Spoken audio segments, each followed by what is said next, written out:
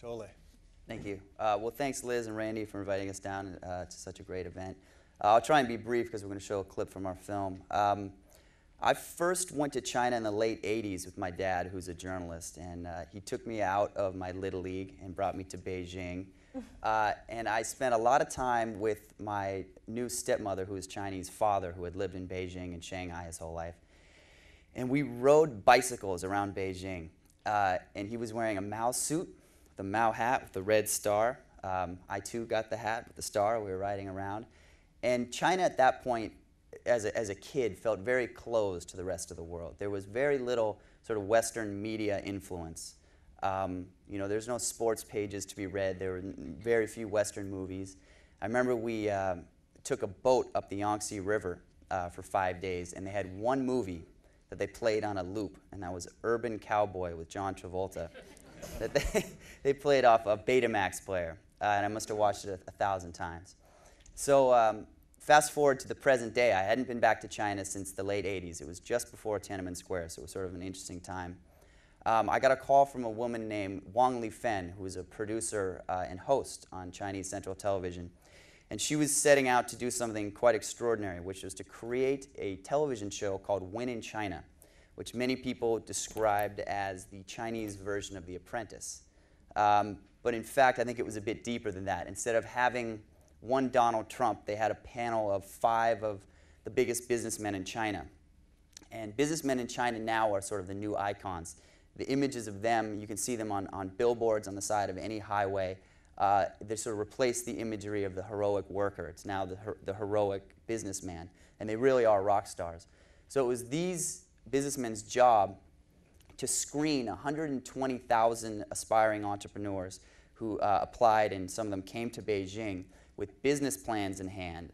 And it was their dream to get funding to create or fund their existing businesses. And it was these businessmen's job to decide who would get the funding. So they quizzed them live on the air, asked them about their business plans, and if they weren't up to snuff, they would cut them and fire them like Donald Trump would do. And the point of the show, which is really what was most interesting to me, was to instill and spread an entrepreneurial spirit in the Chinese people. Which, okay, that sounds interesting, but isn't it supposed to be a communist country?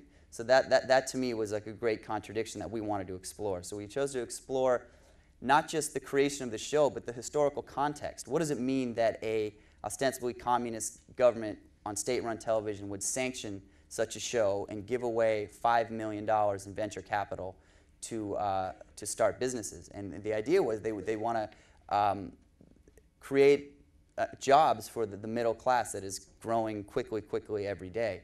So again, it's the Chinese capitalist party, I think you would say. But in China, you know,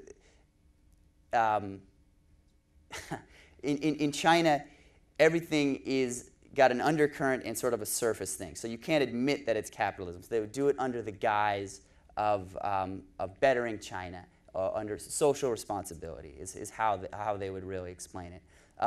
So we also wanted to look at not only the creation of the show, but what was the environment in the country? How had it changed since the late 80s when I'd been there? What was the brew that made it possible for a show like this to exist? So we explored all kinds of other youth culture in it, so Chinese rappers, Chinese punk rockers, Ferrari salesmen. And a lot of people in the West aren't really aware that those freedoms exist, that you can go buy a Ferrari, that you can become a rapper, that anybody cares if there's a rapper, that you can go to a punk rock show. So what I found was that it should be criticized, in my view, but as long as you're not doing that, you have a lot of sort of freedom in the country. So we have a couple clips from the film. There's a lot of crazy entrepreneurs who applied to be on this show.